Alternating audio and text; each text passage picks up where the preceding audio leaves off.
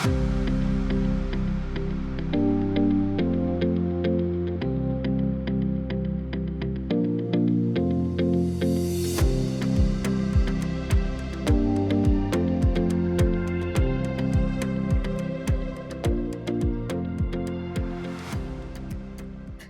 to Day 79 on the Trail.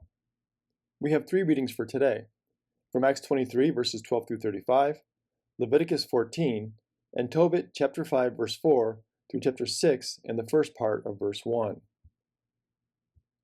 Although we have been told that Tobit was healed in Tobit chapter 3, we now learn more about the background of how Raphael will participate in that healing.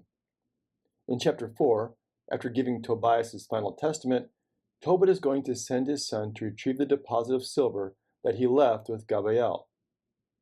Since Tobias has never been to Media, he looks for a companion who can act as a guide. Enter Raphael. The angel Raphael, sent by God, appears before Tobias as a stranger along the road, in the form of a human, and offers to be a guide for Tobias. This is not the first time that we have seen angels or messengers from God take on the role of a human. In Genesis 18, Abraham sees 3 men traveling on the road when he invites them in for refreshment. As the story unfolds, Abraham slowly realizes that they are not only messengers from God, but also one of them seems to be the Lord himself. The interaction between Raphael, Tobias, and his father demonstrates well-crafted storytelling by the author. Raphael uses half-truths and even white lies to hide his identity while entrusting himself to guide Tobias. For example, Raphael has doubtlessly been and knows the way to Media, but not just in the way that Tobias is asking. Also, when Raphael meets Tobit and is asked about his lineage, Raphael tells Tobit that his name is Azariah, which means Yahweh has helped, and he is descended from Hananiah, which means Yahweh has had mercy. As Tobit says in verse 14, it turns out that you are a kinsman and of good and noble lineage. He speaks the truth, but just not in a way that he can imagine.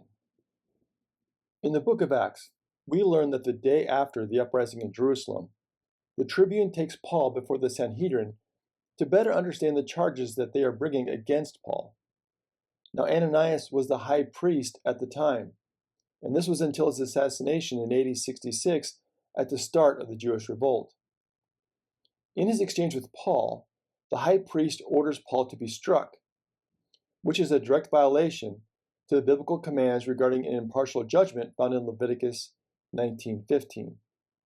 Here we see a contrast between the high priest's disobedience and Paul's complete faithfulness to the Torah.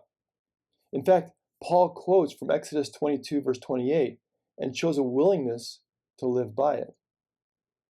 Ananias' external, visible actions exposes the superficial whitewash of his own Jewish loyalty.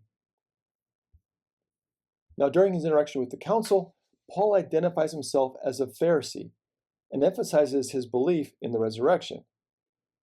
This causes an uproar between the Pharisees, who believed in resurrection, and the Sadducees, who did not.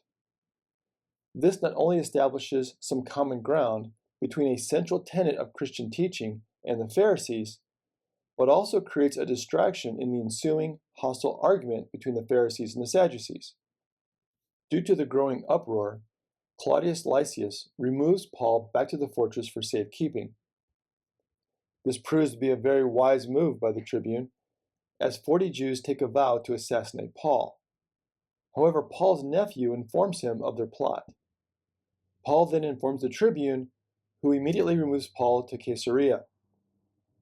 Due to the severity of the threat against Paul, the tribune gathers 470 soldiers who leave under the cover of darkness to bring Paul to Antipatris, about 35 miles from Jerusalem.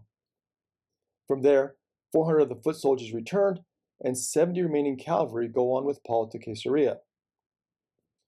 In his letter to the governor, Antonius Felix, who rules from AD 52 to 59, Claudius places responsibility for the actions against Paul primarily on the Jews.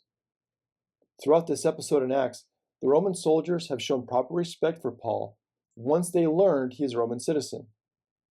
To the Romans, this is viewed as an internal conflict within Judaism. Therefore, we can see that in these early years, the Romans viewed Christianity as an extension of Judaism. Thank you for joining us today. Until next time, stay on the trail.